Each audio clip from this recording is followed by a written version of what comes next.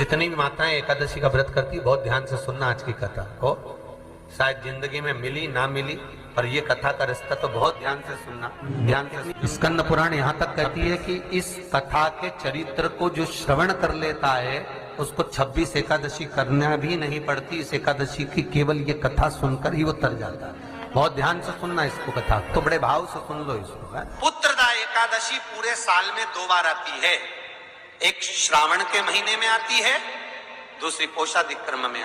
जिस नारी को संतान नहीं हो रही हो, बहुत प्रयास कर लिया हो, पुत्रदा एकादशी पूरे साल में 2 बार आती है।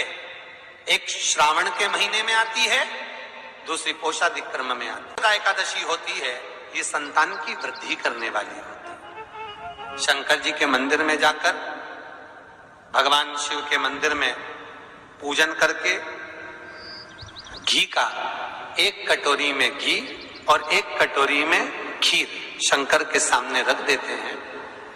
भगवान शंकर के मंदिर पर चौखट पर घी का दिया लगा देते हैं। शंकर जी की चढ़ी हुई 1 बेलपत्र साथ में रखें और 1 बेलपत्र को उठाकर शंकर जी के मंदिर की चौखट पे ही बैठकर चबा चबा कर खा लेते हैं। जो 1 बेलपत्र लेकर आए हैं वो अपने पति को खिला देते हैं।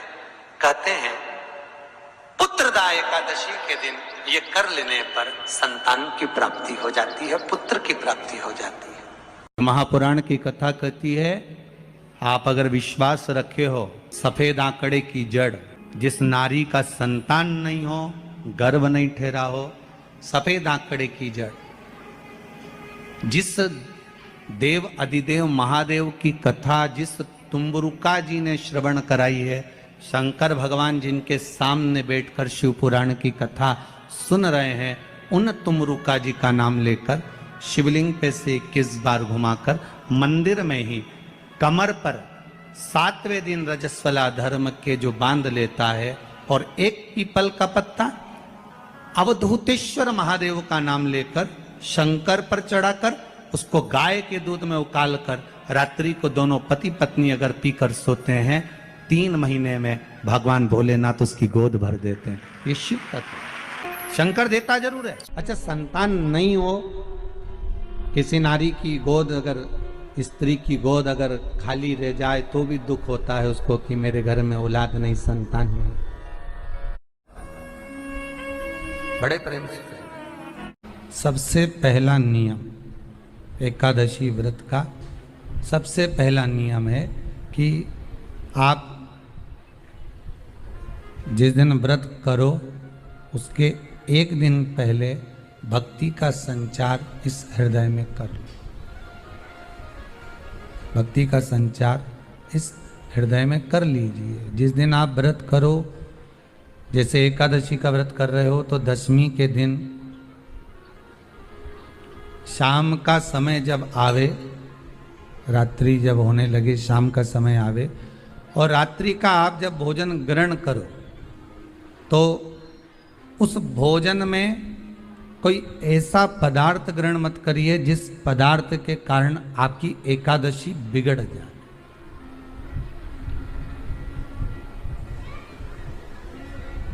कोई बेकार भोजन में ग्रहण नहीं करना, श्रेष्ठ भोजन ग्रहण करिए 10वीं के। और एकादशी का दूसरा नियम बहुत ध्यान से सुनिएगा। जिस दिन आपकी एकादशी का व्रत हो उस दिन प्रयास करिएगा कि अपने हाथ से किसी भी वृक्ष की कोई पत्ती टूटे ना। अपने हाथ से किसी भी वृक्ष की, पौधे की, किसी भी वृक्ष की पत्ती अपने हाथ से ना टूटे। बहुत ध्यान दीजिएगा महाराज। एकादशी का ये दूसरा नियम है कि अपने हाथ से किसी पौधे की, किसी वृक्ष की, किसी डाली की कोई पत्ती टूटे ना, कोई पत्ती ना टूटे, इसका प्रयास करिए।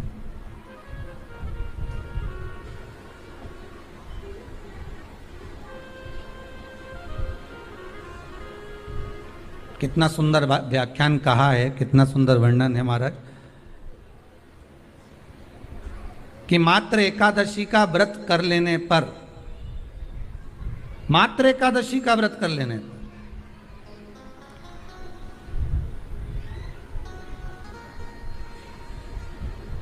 जो पूर्व में किया गया हमारा पाप कर्म है, हमने किसी जीव की हत्या करी है, हमने किसी को कष्ट प्रदान करा है, हमने किसी को अपशब्द कहा है, हमने किसी को ताने दिए, हमने किसी को आड़ा टेढ़ा कहा है, हमने किसी को गालियां दे दी है, मात्र एकादशी का व्रत ही कर लेने पर ये सारे जो दोष हैं वो समाप्त हो जाते हैं।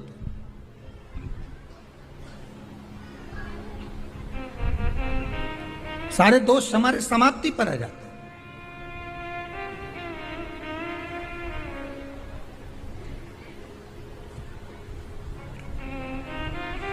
अब एक विचार करिएगा थोड़ा सा अपने मन में, अपने चित्त में, अपनी वृत्ति में एक बात उतारिएगा, एक अपने मन में एक बात को उतार कर रखिएगा कि आप अपने पाप को, अपने पाप कर्म को जिस दिन छिन्न करने वाले हो, समाप्त करने वाले हो, अपने पाप को आप जिस दिन समाप्ति पर लेकर जा रहे हो, तो उसके एक दिन पहले आपको प्रसन्नता होना चाहिए कि नहीं होना चाहिए कि कल मेरा पाप कटने वाला है, कल मेरा पाप समाप्त होने वाला है, जो मैंने पाप कर्म करा है वो समाप्त होगा, जो मैंने पाप कर्म करा है वो कल समाप्त हो जाएगा। तो एक दिन पहले आपके चेहरे पर प्रसन्नता हो कि ना हो?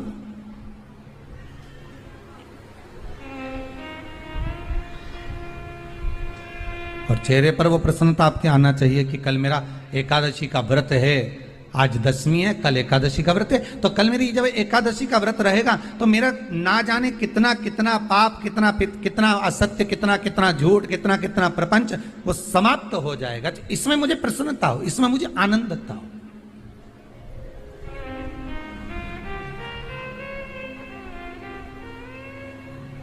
तो क्या कहा गया कि प्रयास करिएगा कि एकादशी के दिन कोई वृक्ष की, कोई डाली की, कोई कोपल की कोई पत्ती ना तोड़ी जाए। क्यों? तो कहा अगर उस पत्ती को हम तोड़ देते हैं, वृक्ष की पत्ती को या क्यारे में लगी हुई कोई डाली की पत्ती को हम तोड़ देते हैं तो एकादशी का पुण्य फल प्राप्त नहीं होता, एकादशी का कोई फल हमारे खाते में नहीं जाता, पुण्य फल प्राप्त। अब फिर भले तुम चाहे तुमने मोरधन खाया हो, चाहे तुमने फिर चिप्स खाई हो, चाहे तुमने फिर व्रत का कितना ही सामान खा गए हो और तुमने सोचा कि आज मेरी एकादशी है, तो फिर उसका कोई फल प्राप्त नहीं है, उसका कोई सुख प्राप्त नहीं है आपको, फिर उसका कोई आनंद प्राप्त नहीं है आपको, तो उसमें कोई आनंद की अनुभूति आपको नहीं मिल रही। को याद रखिए, गौदान और एकादशी, श्रीमद वल्लभाचार्य जी ने मायावत का खंडन करा था जगन्नाथपुरी में, और श्रीमद वल्लभाचार्य जी ने कहा था एकादशी मरने के बाद मत दो, एकादशी जीते जी दो। कहा था कि नहीं कहा था? जीते जी दान करिए। इसलिए जगदीश में, जगन्नाथपुरी में एकादशी उल्टी लटकी हुई है। करें अपने दर्शन, जगदीश में एकादशी को उल्टा लटकाया। क्यों? क्योंकि वल्लभ ने कहा कि एकादशी जीते जी दो। कई पंडितों कहते हैं तुम्हारे दादाजी मर गए, जब 12वें का दिन होता है ना तो पंडित जी संकल्प छुड़ाते हैं, देव एकादशी, बड़े बेटे ने 5 दे दी, छोटी बहू ने 3 दे दी, उसने 2 दे दी, उसने 2 दे दी, तो क्या तुम्हारे दादाजी भिखारी थे जो तुम्हारी एकादशियां लेकर जाएंगे? और तुम कौन होते हो दादाजी को एकादशी देने वाले? तुमने कौन सा इतने पुण्य कर लिए जो तुमने एकादशी दे दी? एकादशी के दान की महत्वता श्रीमद वल्लभाचार्य जी ने कहा कि कोई व्यक्ति अगर खटिया पर सड़ रहा है, पलंग पर तड़प रहा है, हॉस्पिटल में पड़ा हुआ है, तो निवेदन है कि उसको देखने जाओ तो अपनी करी हुई एकादशी में से 2 एकादशी का दान उसको तुरंत दे दो। क्यों? तो जिससे उसको मोक्ष मिल जाए, मरने के बाद नहीं।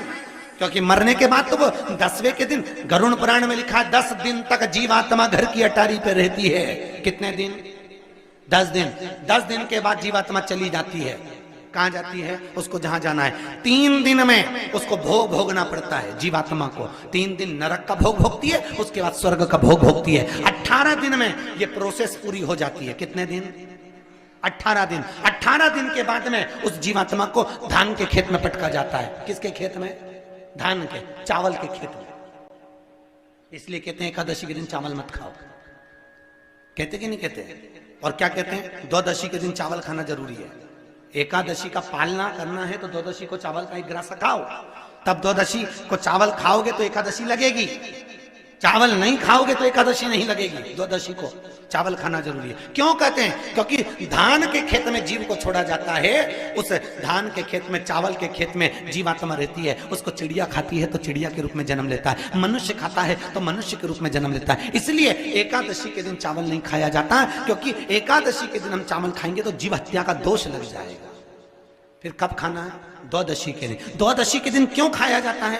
क्योंकि हम एकादशी के व्रत करे रहते हैं और पहला घासा जब चावल का खाते हैं तो अपनी करी हुई एकादशी का पुण्य, जितने जीव हमारे मुंह में जाते हैं उनको उसका पुण्य मिल जाता है और उनका फिर जन्म नहीं होता, वो तर जाते हैं, उनको एकादशी का भाग मिल जाता है।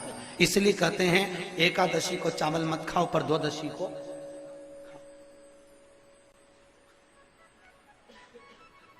खाइए।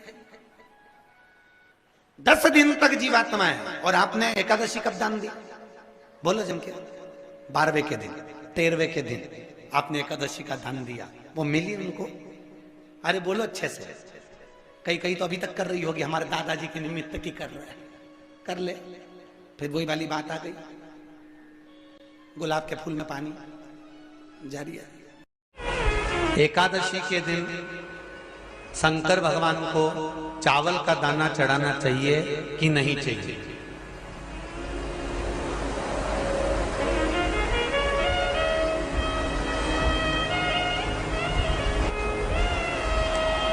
बीमार व्यक्ति से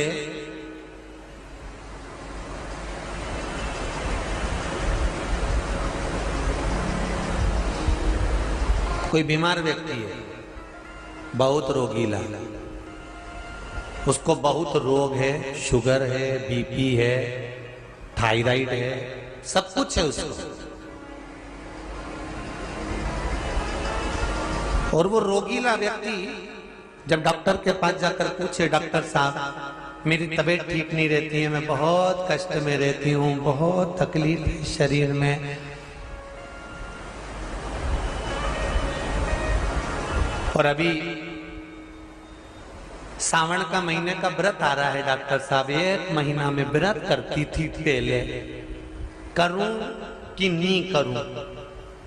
तो डॉक्टर साहब क्या बोलेंगे? बोलते जाओ जरा जम के। डॉक्टर बोलेगा कि आप व्रत मत करो। डॉक्टर एक बात कहेंगे,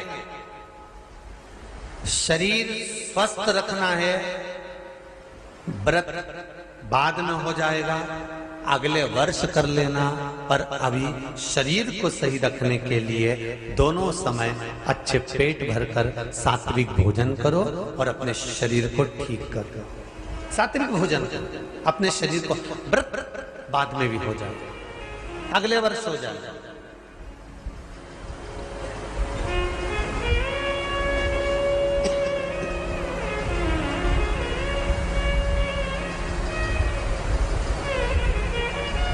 अभी तुम थोड़ा सवेरे 2 बिस्कुट ले लिया करो, सुबह नाश्ता ले लिया करो, भोजन ले लिया करो, फिर दोपहर में कुछ हल्का फुल्का लेकर थोड़ी थोड़ी देर में खाते रहना चाहिए हो।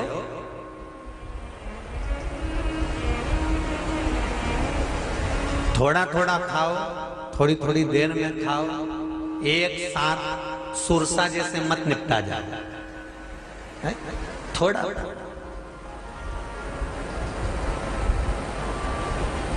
ज्यादा खाओगे और ज्यादा कमाओगे तो दूसरों को कष्ट नहीं होगा, कष्ट खुद को होगा। ज्यादा खाओगे आपाच्य हो जाएगा, रात की नींद उड़ जाएगी, शरीर में अच्छा नहीं लगेगा। ज्यादा कमाओगे, रात की नींद उड़ जाएगी, दुनिया की दृष्टि तुम पर पड़ जाएगी और तुम्हारी रातों की नींद। कमाओ भी उतना जितना खर्च कर सको और खाओ भी उतना जितना पचा सको। अति सर्वस्व वर्जक। डॉक्टर कहेंगे ये तुम्हारा व्रत जो है ना अगले साल कर लेना, इस साल मत करिए, इस साल तो आराम से भोजन वोजन करो तुम लोग, बढ़िया प्रेम से खाओ पिए। तो उसी तरह किसी ने पूछा कि चावल का दाना एकादशी पर भगवान शंकर को चढ़ा सकते, चावल का दाना शंकर जी को चढ़ाते क्यों है, पहले तो वो समझ में। बेलपत्री का तो महत्व आपको बार बार बताया कि बेलपत्री शिव जी को क्यों चढ़ाई जाती है, कहीं रोग के लिए, कहीं बीमारी के लिए, कहीं किस कार्य के लिए, कहीं कोई कार्य के लिए, कहीं कोई कार्य के लिए। चावल का दाना अगर हम शंकर भगवान को चढ़ा रहे हैं तो क्यों चढ़ा रहे हैं, उसका कारण क्या है? चावल का दाना शिव को चढ़ाने का केवल एक कारण रहता है कि चावल को अक्षत कहते हैं।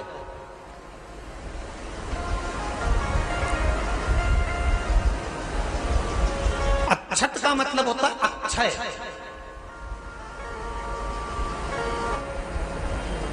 उसका मतलब क्या होता है? अक्षय, जिसका कभी क्षय ना हो।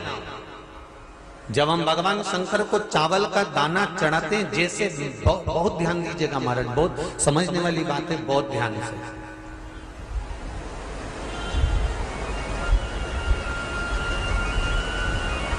चावल का दाना हमारे मस्तक पर तिलक करने के बाद पंडित जी क्यों लगाते हैं कि भगवान जैसा समय आज चल रहा है, आप पूजन कर रहे हो, पाठ कर रहे हो, दान कर रहे हो, पुण्य कर रहे हो, सत्कर्म कर रहे हो, भजन कर रहे हो, मेरा देव अधिदेव महादेव, मेरा नारायण, मेरा सत्यनारायण भगवान, मेरा राम जी, मेरा विष्णु जी, मेरा भागवत मैया, मेरी रामायण मैया, ब्राह्मण मस्तक पर तिलक लगाने के बाद चावल इसलिए लगाता है कि जैसा समय आज चल रहा है, भगवान तुमको ऐसा ही समय बनाकर रखे और तुम ऐसे ही चार चांद लगाते रहो, दान पुण्य संकीर्तन करते रहो। इसलिए मस्तक पर चावल का दाना लगाया जाए।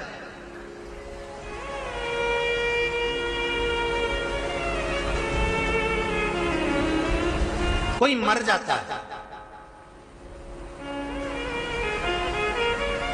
मरने के बाद जब तक पगड़ी नहीं होती तब तक माथे पर तिलक, चावल का दाना लगाया जाता है।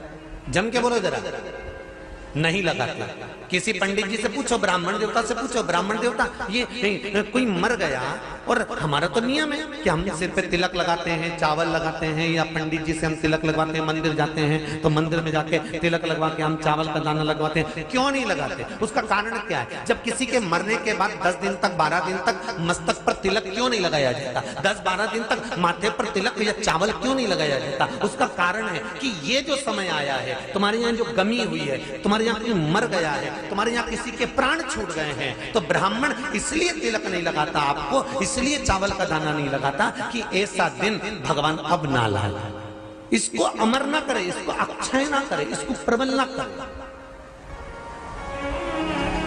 और जब चावल का दाना, तो यहां शिव महापुराण की कथा करी, चावल का दाना हम शिव जी को क्यों चढ़ाते हैं, भगवान को क्यों समर्पित करते हैं, भगवान की पूजन में अक्षत क्यों समर्पित करते हैं, चावल क्यों समर्पित करते हैं, उसका कारण क्या है? तो कहा आज मैंने जब चावल का दाना आपको समर्पित करा है, जिस भाव से, जिस विश्वास से, जिस श्रद्धा से, जिस मन से मैं आपको रिझा रही हूं, हे भोलेनाथ मेरी ये मनोकामना पूर्ण कर, इसको अक्षय कर देना, इसको अमर कर देना, बस इतनी कृपा आप कर। अब किसी ने पूछा एकादशी के दिन चावल चढ़ाए कि नहीं चढ़ाए, तो यहां तो सीधी सीधी बात है,